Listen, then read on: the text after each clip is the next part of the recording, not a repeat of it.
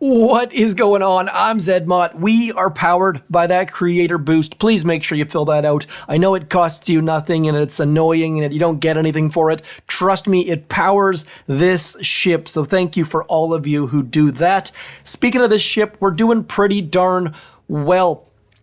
In yesterday's video, I was at like 16, maybe 17. We flew up to 19, got to 19 in the absolute nick of time. I couldn't think. I was going to say lick of time. Nope, it's nick of time. Anyways, we are now out-teched. I am 5 keys short of Bombardiers. I don't have Kavan, and all of the people who have either Kavan or Bombardiers are now crushing my base. So you can see right about here, I think I got 19, maybe like here, something like that. Yeah, there we go. So got into 19 right here, and then it's all been downhill from there. So if I play right now, bad things are gonna happen. I can't get Bombardiers for another 16 hours. I know you're saying it's 8 hours, or what is it? It's 6 hours and 57 minutes. Well, spoiler alert, that's midnight, and I am not staying up for that. Some of you might be that dedicated. I am not. So I wanted to show you a thing that I don't think many people think about. If we add up these keys, 40 for that, 24 for that, that is, yep, you guessed it, 64 keys. We are at 35 keys up there. 35, if we get the next chest in gold, which of course we will, we'll be at 55, and then the next one will be at 75. So I can't win right now using Bombardiers, but I might be able to win using Flamethrowers. I mean, it's a tiny, minuscule chance. And I have to do a little bit of math to make sure that I'm going to have enough keys to get my Bombardiers up to a decent level. But it's the sneakiest outside chance.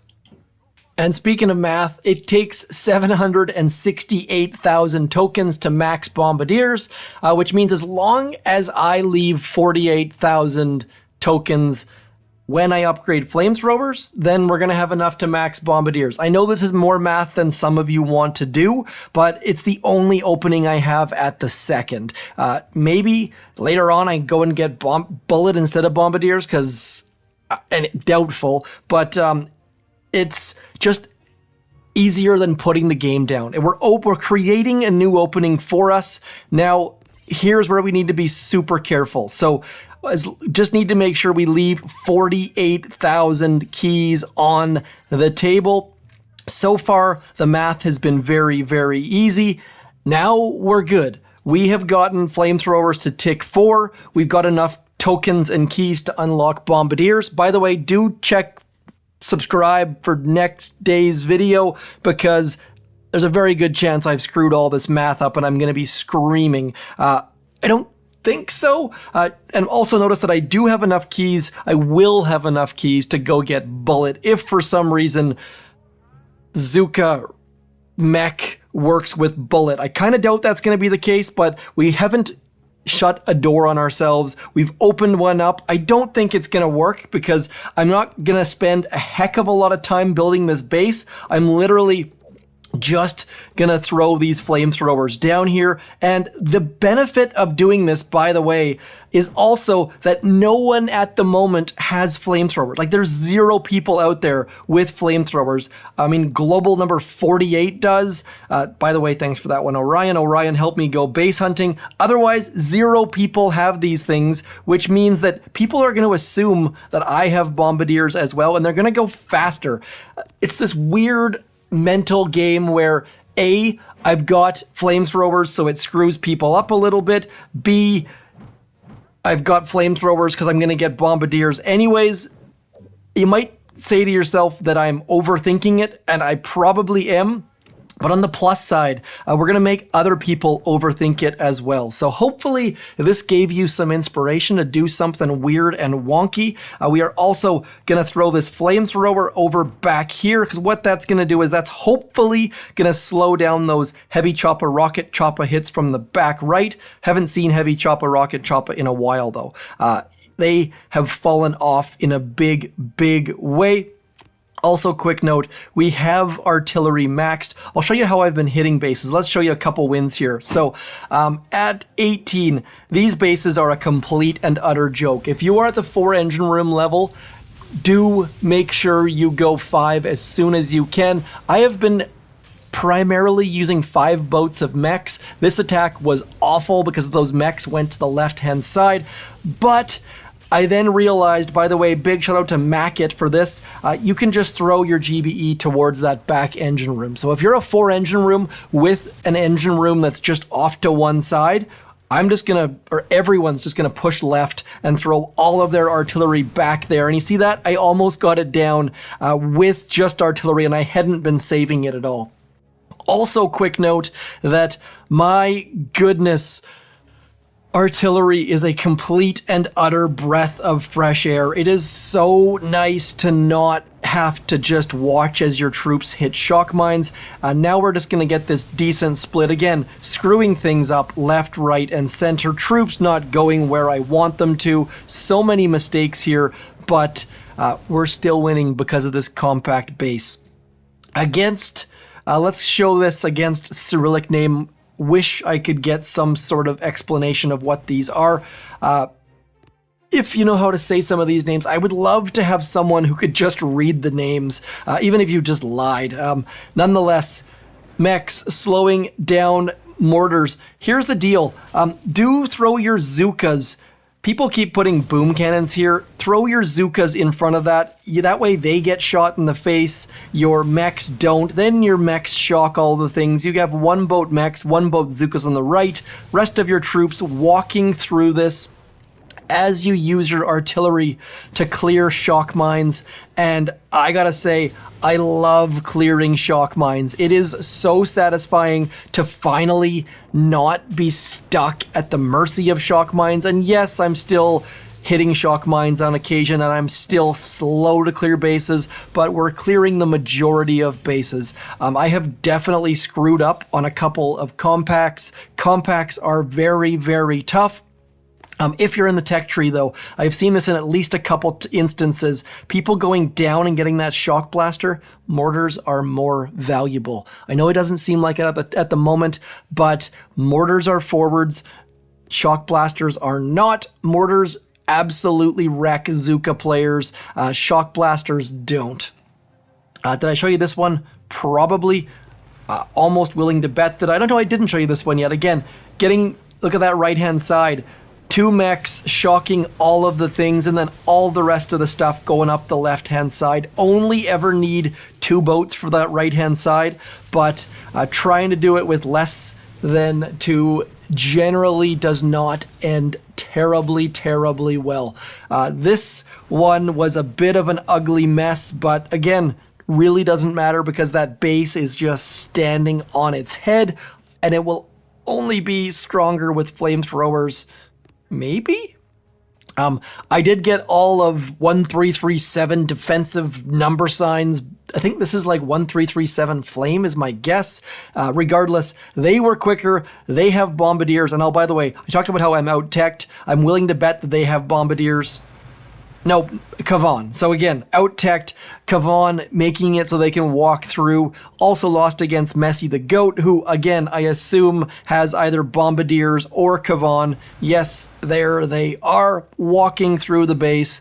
Flamethrowers hopefully will do a little bit there. They're not going to do much because, of course, flamethrowers, Zookas are outrange flamethrowers, but hopefully we can nip at their heels using the flamethrowers, and those mortars will throw over top. Anyway, without further ado, let's just get in, see if we can't take somebody down, either by them making mistakes because they think I have Bombardiers, or because the base standing on its head.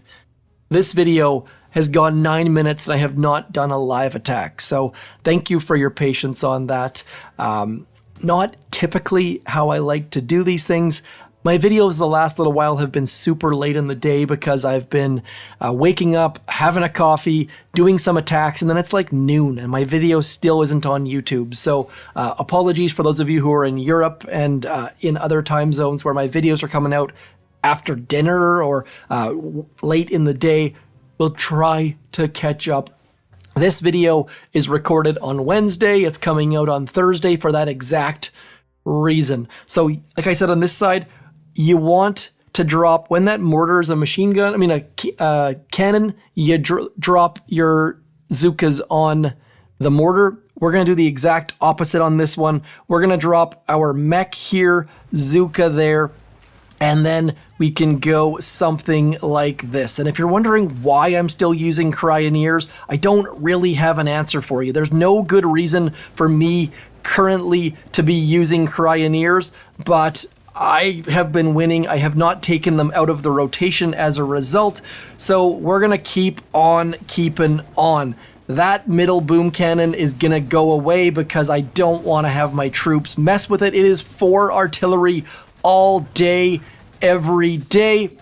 That mech gonna have a bad go of it, but we should be able to pop that shock mine, get that mech onto the rest of the stuff, and now we can just use our GBE wisely and carefully on all of the shock mines. We will only be doing one winning, hopefully, attack, and then we'll close this puppy up. Really, really interested to see how Flamethrowers are going to go.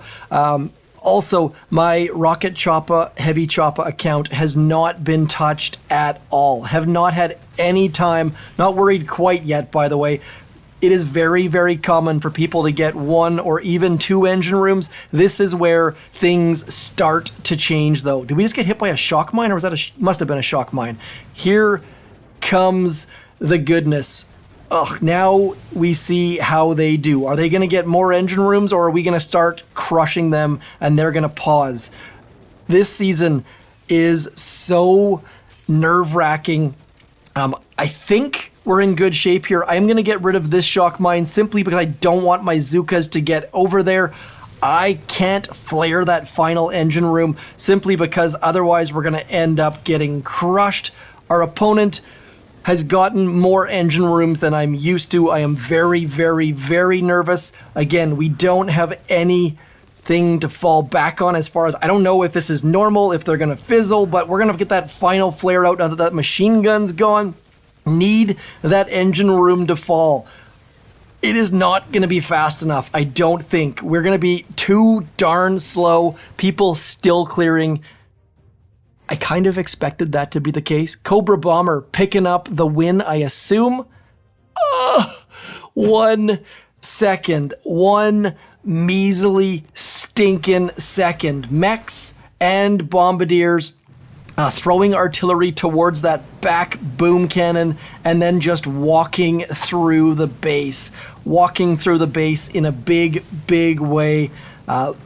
Showing you how to beat my base, unfortunately, but those Bombardiers, there's nothing I can do to stop them. The Flamethrowers didn't stop them. It was worth a go. Maybe players who aren't quite as strong will struggle. As you can see there, he's down to, what is that, 3 Bombardiers? And I lost. So definitely, I could have been a little bit faster. That, based on the times here, maybe the Flamethrowers are working. We're going to leave it with that, though. Hopefully this taught you something new. If not, then, and you're rolling your eyes at me and you've known this for years and this is how you play, then let me know in the comments. That's okay, too. Anyways, that is it for me. I'm going to give a couple more battles from the comfort of my couch. Then it's time to put it down until I can get Bombardiers and or Bullet tomorrow morning. As always, thank you for coming in. Thank you for liking, sharing, subscribing, clicking the bell, all of those kind of things. Creator code zmoT every single Supercell game. I'm zmoT. Thank you for coming in. Peace.